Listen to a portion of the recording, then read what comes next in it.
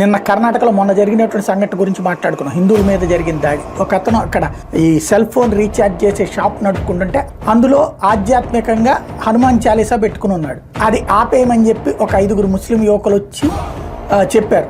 మా షాప్లో నేను పెట్టుకుంటే తప్పేంటి అన్నందుకు, మా నమాజ్ జరిగే టైంలో పెడతావంటే నమాజ్ జరిగేది మసీదు లోపల, ఇక్కడ నేను పెట్టుకుంటే తప్పే ఉంది నా షాప్లో అన్నందుకు గాను అతని మీద తీవ్రంగా దాడి చేసి గాయపరిచారు.